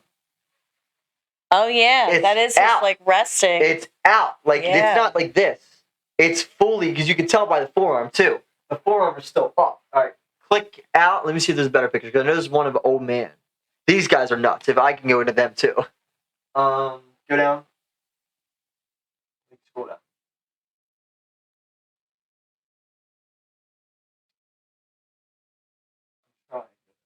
There's a picture of an old guy who shows it very well. Maybe I can't. Scroll down a little bit more. Keep going. I can't find it. But yeah, they tell they're when they stand up. Go to that. Look, yeah. Look at them. Oh yeah, wow. Look, yeah, their arms are out. See that? Dude, they probably have wonderful posture. Oh, these people are superhumans. Scientists steal their shit because they have something in their bodies that average humans don't have. In their DNA. In their DNA, they can run 10 miles without breaking a sweat. They just need Wow. Go to the picture of them eating a beehive. They can eat a beehive. If thorns touch them, go down a little bit. Oh, you saw it? Yeah, I saw. Okay. Look at them. They're eating it. They're eating the beehive. Oh, wow. Yeah, they get stung, but it doesn't affect them. Thorns don't make them bleed. Interesting. It rubs off them like sandpaper. And you know what's what are they called? It's the Hazda tribe. It's one of the last hunter-gatherers in the world. That's right. They live on that island, and you can't go there, right? They're different. I don't know what they are, but these guys live in Africa. Oh, okay. Those guys are actually on an island where if you go, they'll kill you. They'll kill you. Yeah, I don't know what's up with that. I just saw a video. They're nuts. But these guys are also very into marijuana. Okay. And so you know Dave Cho. I know you know Dave Cho. I know. Yeah. He lived with them for 3 months. Really? He talked about Joe Rogan. That's how I found out about these people. I really like Dave Cho. I like him. He is not there. But he's there. What is he? Yeah. What is he? Yeah. He might be. He might be more there than we are. Logan Paul loves him. But he lived with these people for 3 months. And he would say that say if like they were running every day, they hunt for like all day, it's dusk till dawn. Yeah. And while they're running ahead of him, he's running with 2 water bottles, like Dave Cho. Like he's like 500 yards behind him, but 100 yards behind them is a weed roller or a J roller, and this motherfucker's running while rolling J's for everyone. My God. They smoke all day and they're running, and their language is click clacks. Like, wow. Yeah, one of the professors at my college knew the language. No shit. Like knew what it was. He didn't, and he says like how they say vowels is like how far down you can click off your throat. Like each as you go up, it's a different like sound, almost like an octave. and that's how they do vowels. Wow. Yeah, like these super people are interesting. Nuts. Very different. Pause the tribe. I That's love bringing for these sure. guys up. I could write a book on them. Yeah, right. But yeah, they can talk to birds. That's cool. They'll talk to the birds to bring them to the beehives. No shit. Yeah, and their main source of food is was it baboons? Baboons. Yeah. They kill baboons. Kill baboons. It's like the Wow. only last source of an animal there. Wow. Besides birds, squirrels, bats. Well, they don't want to eat the birds. They're their tour guides. Yeah, kinda, yeah. But that's how they are. They're nuts. And Wow. it's sad when they don't have money. They actually have to, because people go to try and see them. Really? But yeah, so it's very sad. If they don't like find food during the day, because what they find during the day is what they eat that day. Okay. And if they don't find anything, they'll go to like where the tourists are and dance for them for money Wow. and just buy stuff like that. But they have they're hunter gatherers, so no technology, nothing. And what they do for fun is like they make jokes all day. That's how they woke up Dave Cho. It's like he woke up by them laughing and making farting noises. And that's how, but they don't have any entertainment. Yeah. That's how they entertain them. Make fart noises and laugh. Wow. Yeah. They're nuts. Pause the tribe. That's crazy. Mhm. I'll have to look up some more information. I took an anthropology course in college, and we learned about like a I want an couple of these anthropologist groups. on here. Oh, I texted you yesterday too. Yeah. An Egyptian guy. Like I Yeah. want those people on here, like a Graham Hancock. you should look into Rowan's anthropology department. I thought about doing and that. ask someone. Seeing if I actually Yeah. looked it up before, but I do want someone. I within that don't field. remember my anthropology teacher. I do remember him not being good. So whenever you do that, let me know, and I'll Okay. let you know who not to get. I will for sure. But yeah, these people are nuts. Dude, yeah, this is wild. The Hazda tribe, and I don't believe there's many people like them. Gives you a lot of perspective of what we have here Oh, how grateful we are. in America. But they also choose to be that way. oh yeah, for sure. Yeah, they like it. They It's like it their a lot. culture. Yeah, You know what I mean? They love it. I'm going to ask you the question I ask everyone. Yeah, hit me. What is the one thing on this earth you know is 100% real? And have I given you examples before? No, give me I'll an the same example. examples I give everyone. So Vince is love. He knows that 100% the feeling of love, the affection you get of love that you have towards something or someone is real. Love is real. Like that Oh, Vin. love. And Marissa's was evolution. So over Ooh, time, I like it. 100%, like no matter whether it's good evolution, bad evolution, things evolve. Like that is 100% real. Yeah. growth, Mine yeah. was, I know for a fact, this is why I was mad with Mark. I know for a fact, the Egyptian pyramids were not just average human made. It was more than just the average human, like picking up those stones and just like putting them there. The only thing I'll give credit for is if they had the pulley system, but Okay. it's still not just humans picking up the rocks, like a million slaves picking up these rocks and moving them. No, it's So what's real in that statement? it's not so much what's real. It's what you know is 100% Oh, okay. real. So like I 100% know that the Egyptian pyramids weren't built by the average human. Okay. Another person's was consciousness, like self-awareness, like almost like we're in this room, like you understand. I'm here having a conscious. Yeah, I'm a conscious being. conscious. A conscious brain in a meat suit, basically. But your Talking to another meat suit. but your consciousness that, has to like, be there to register it all. exactly. That was Dwayne's. Sal's was he said 100% nothing was real. And I said, what about the present moment? And I stumped him. But that is the only thing that would be real. yeah, the present moment. Is right here, right now. And who, what was your dad's? Passion, right? My dad, yeah. His was And passion. he threw it in an argument. He threw an argument. I was going to bring it up, but I don't know what the exact argument was. You have to listen to it. My dad.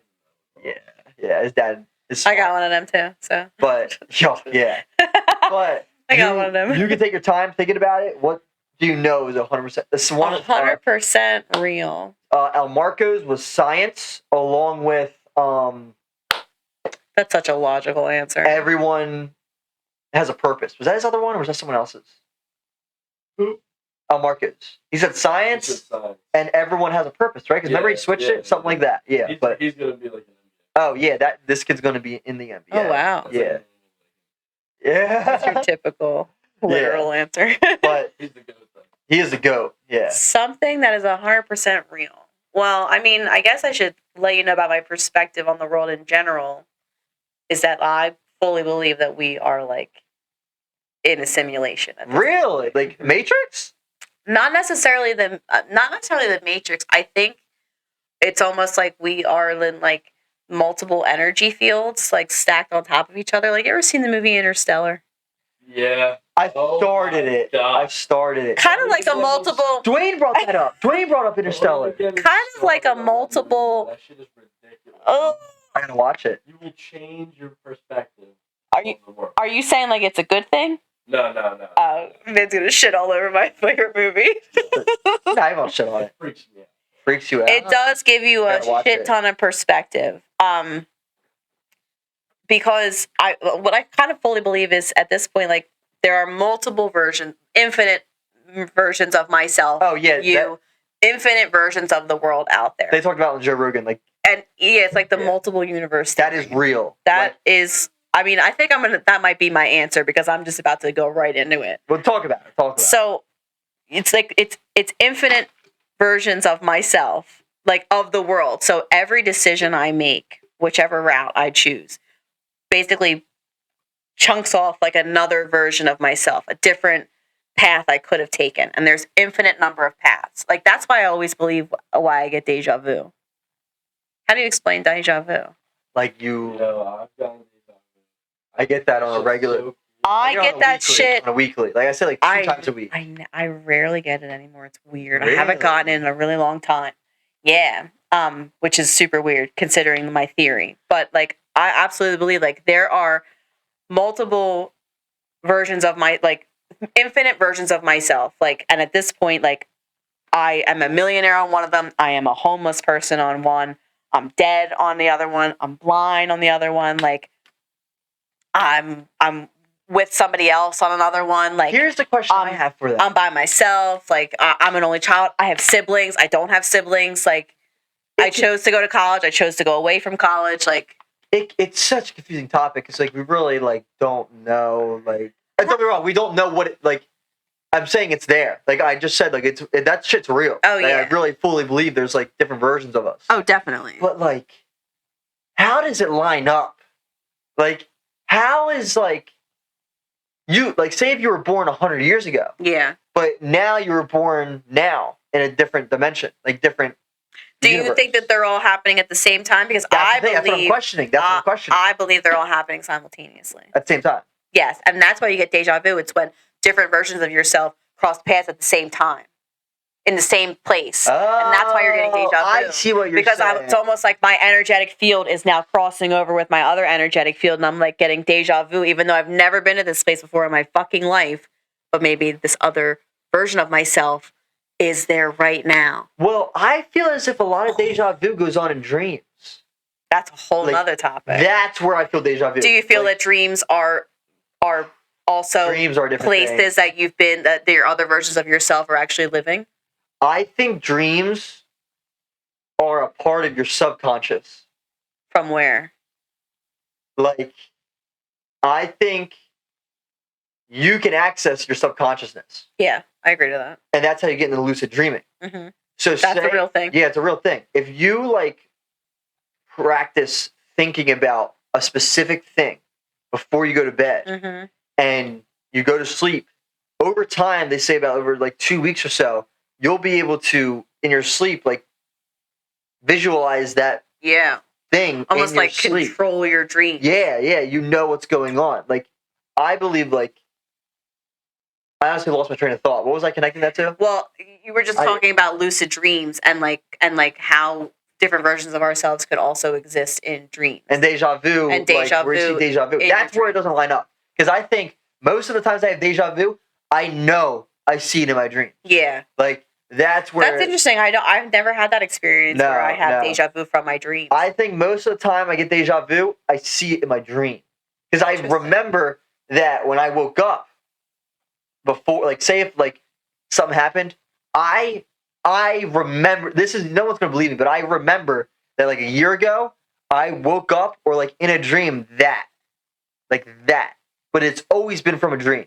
Like, I don't care if I woke up and thought about it right away after it, or, like, you know how, like, you can remember somewhat of your dream? Like, I remember that in the dream. Wow. It's always from a dream. Not always. Really? Like, 80% of the time, all the deja vu I get is from a dream. Whether it's, like, a year ago or, like, a week ago. It's all from 80% from a dream. Yeah. That's why I don't know about, like, simultaneously you're both seeing the same thing at once. Yeah. Because I feel like I see it all in the dream. I don't know, bro. I've had some experiences where it's like I couldn't afford. Yeah. No, that's where. Yeah. That's 20%. It's weird. Like, I swear I've been in this place and that person said that to me. But like, was it like? I haven't had it in a while. That's where it's like. Mine don't really come from my dreams though. Yeah, mine don't either. Just still feel like they come out of nowhere. An explanation. At least you can. Say, bro, I'm lost. Yeah, you're about. What the fuck? I'm like standing there. I'm like what is that? Like, what's going on? It happened with Ant in Wawa. He just said something to me, and I was like, bro, pause. Like, I know you just like, didn't you just say? Yeah. Like he's like, no. Joke or something. He's like, no. He's like, what are you talking about? Yeah, like that's weird. Like, we weren't even together yesterday. I'm like, that's weird. Yeah, like that's where it's like where people. You said that to me. Yeah, that's like when people say like there's a glitch in the matrix. Like, how do you explain shit like that? Like, where you're just like, that makes no sense. That shows that I fully believe there's a higher power. Oh, that's where that comes into play. I'm 100%. None of that stuff's going on without a higher power. 100%. No shot. No shot. I don't. Yeah. And you can call it whatever you want. Some people call it God. That's why I say higher power. Yeah, because it's whatever you believe in. The universe. Some people call it a higher power. Some people call it Allah. Whatever you like. Whatever. Really think we're just puppets on string. Yeah. Also, that too. Like, we're plugged into some freaking machines that we're not even. We're just like a computer program. Well, you know what really gets to me? Yeah, like, I want some real thing. You know what really gets to me when you just you didn't just say it, but when you're talking about how there's different parts, or like, say in this universe you were a musician or like an actor or like blah blah. Denzel Washington had this quote, and actually the Chris Williamson guy on Joe Rogan said the same thing, similar. Imagine you die, and around you when you die are the different versions of yourself of what you could have been. That's cool. And it's like, damn, like if you just worked harder, you could have been that. Or if you worked harder than that, you could have been that. And then the Chris Williamson guy said, hell is what you could have been. It's like, it shows you like the different people you could have been in life. That's what's trippy. Takes you up to heaven as you are. As you are. Where it ends. You could have been. But what if like the other universes are those people? They just took different routes of yourself, and you're basically explaining Marvel's like Phase 6. Oh, really? Yeah, really. Like, they're getting into right now like variants. So like there are different variants, like versions of characters from different timelines, and there are an infinite number of timelines, but they all stay in their timeline, and like part of Marvel's, Phase 6 is that they're all colliding and they're all going to come to the same spot and fight it to the death. Like, who's the best variant? See, I don't. Oh, like all different versions. All different. So like, there's like 50 different Spider-Mans and like 50 different Iron Mans, and like Iron Man might not be dead in the other one. That like, could be dope. Have you ever watched the show The Flash on Netflix? A little bit, but it was a long time ago. All right, so like, don't get me wrong. It's kind of like It's a CW show. It's a CW show. So it's a little like a little cringe. Yeah. But whatever. But like, the science in it is actually pretty interesting. They like thoroughly explain the multiverse. Yeah. Oh, like, really? Yeah. And yeah, they really get into it. Like, the Flash like can travel back in time and shit, and like, which obviously like a person can't do in real life, but We don't know that. I don't know that. Yeah. That we know of. Yeah.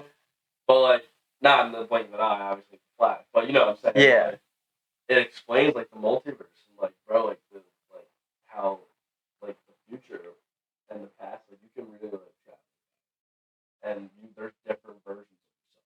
There's like 5 versions of the same dude that all came from different multiverses to like help them stop the bad. See, that's But, crazy. Yeah, but like, yo, but, like- you want to know the crazy thing? Like she was explaining, they all had different personalities. They're all Yeah. different, but the same person. Bro, one was like British, and then the other one's Yeah, like, yeah. The one's like a gardener, like, and they're all like Yeah. there in the same room. Like you're telling me that could not be real? Get out of Yeah, here! Like, bro, Listen to and this. like you would appreciate the science that the show goes into. Yeah. Like, to watch it, there is like the show. Like, yeah, you guys still watch the show. Yeah, like I think about, I had an opportunity to go and be a nanny overseas in London. What? Through a program, like I was like, I need to get the hell out of here. What can I do that like I'm Wow. gonna like to do that's gonna make me money and I can get the fuck out of here? Yeah. Like quickly. Yeah.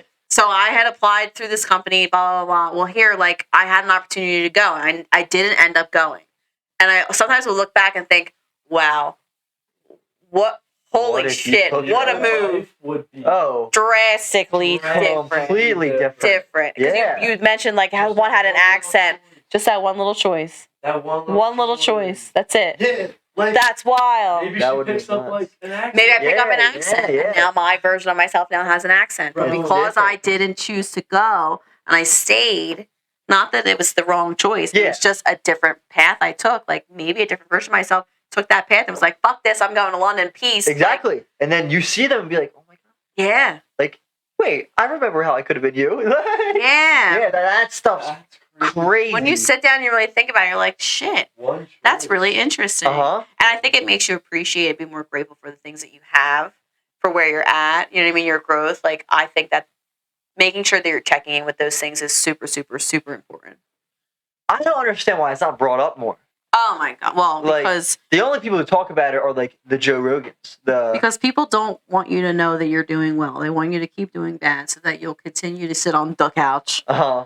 and not Yeah. do anything and go to the doctor and have them prescribe you Get the fake some pharmaceutical antidepressants. bullshit. Yeah. Yup, so you can feel more like shit and sit more into couch. And then Yep. like before you know it, you're 60 years old and like what have you done with your life? You know what I found out about the pharmaceutical field on the Joe Rogan podcast? So, say if there's every medicine has a contract, Mm-hmm. and it's how do I put this? I don't know if it's a government that buys. All right, so say if there's a medicine, like say Advil, just for example, Yeah. and they bought the contract for Advil to be in play for 8 years. Okay. And say it's on like the 7th year, and COVID came around, and someone with COVID could take the Advil, and they'd feel 50% better, but there was a totally different pill that wasn't on a contract, and it could fix you 75%. They would choose the Advil so they can just reapply the contract instead of putting a whole new thing in the system. It's like Bro, They also make more money on they also make more money off the Advil. It's Yep. like Everything goes back to money, bro. yeah, it's money, all- money, money. Oh, and I'm it's all fully convinced that capitalism as and capitalism's not bad. Capitalism is, I think, good when it's used in the right ways. But like people get greedy, and it's a human condition, and people, that's how people are. It's like that quote by Jordan Peterson. Greed is a real thing. It's the quote by Jordan. Somebody asked Jordan Peterson, like, why would God have evil in the world? He's like, no, I don't think God allowed evil in the world. I think He allowed the possibility of evil in the world. course. And that's where like greed is on the same lines. Like Yep. greed With is real light- if you allow it to happen. With light comes dark. One has to exist without the other. You know what I Mhm. mean? If you've ever seen Star Wars, like you have to have a balance between the light and the dark. You know what I mean? And it's all about finding that balance. You know what I mean? You can have a cheat day, but you know what I mean. You still got to go to the gym and work out and make sure that you're sticking to your shit. You know what I mean? Like you can still have that slice of pizza, but like you said, like you got to go in and make sure you sit in the sauna for an extra 10 minutes. Yeah, just because of that. Make sure that balance keeps still. Exactly That's the that. thing. Could you imagine if there was no balance?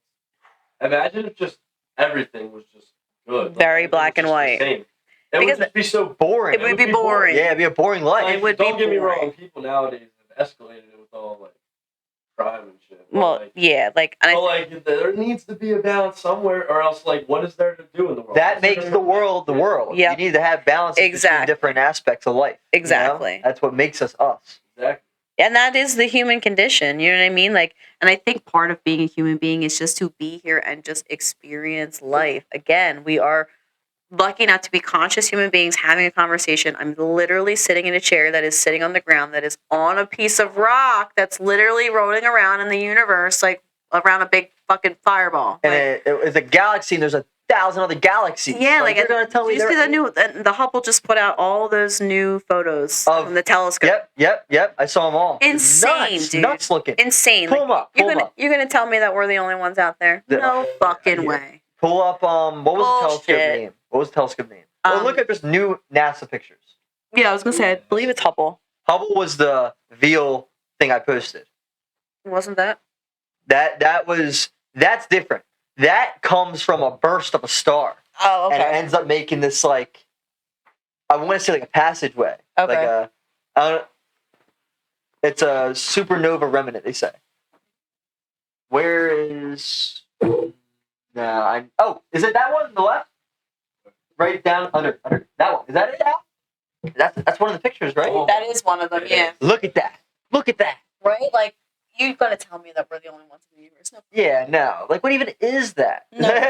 Look at... Who lives there? Yeah. Not I. But like all those dots, all those bright lights are multiple, like different universes, And different like galaxies. Milky Yeah. Ways. Like you're gonna tell me somewhere out there someone doesn't have the same picture and we're just looking like a bright fucking dot? Yeah. Yeah, right. The possibility of this being placed in a different world and them looking at it and be like, oh, I wonder if there's like other people like that, like 100%, like Yeah, like that. Like there's someone got it. It's really wild. Yeah, like do you think that any of our my God. Oh, okay. Okay. Do you think that in our lifetime, like you and I will be able to take a trip to the moon? Like, you know how they have that thing coming out where like you can go and like see like the top of the atmosphere and shit? that's like, newer. Do you think that'll be in our lifetime? Yeah, because the man Elon. Yes. No, he actually is planning an expedition to put thousands of people on Mars. On Mars, I saw that. Soon, very soon, On Mars colony. to make a colony. Yep. Yeah, but he doesn't have anything to do with that. That's Richard Brunson's brand. Okay. That he's actually an entrepreneur as well. Well, Elon's He's super, super smart. Yeah, no, he's In science. in science. Yeah, he is different. He seemed a bit off on that Nelk podcast. Did you hear that? I didn't. Dude, I heard it was good though. Oh, it was good. It was good, but you could tell like. Well, bro, things that man's got going on. Yeah, he says Yeah. it's like all the ideas that go on in his head. It's like bees buzzing, and it's like each bee will hit the side of his head, and it's a new thing. I mean, And he has to do that. Bing, now. bing, bing. Yeah, bing, that's how it bing. is. Like, You gotta Dude, think, yeah. bro, how much does he come out with? Like, A lot. he's changed the world. Yeah. he really has. changed the world. He wants to die on Mars and not by crash. He said, right? Not by landing. Wow. Yeah, like he. Hey, more power to him. I truly do believe we'll be able to go to a hell in our lifetime. There will be like a hotel in space. The view Earth.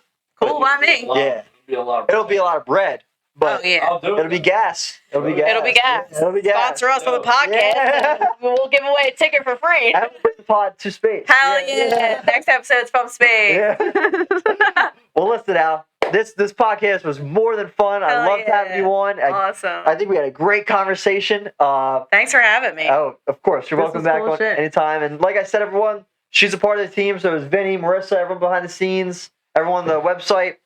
I got a good team around me, as you can tell. These people are very good people, and they bring out the best in me. So I hope you enjoy them as well.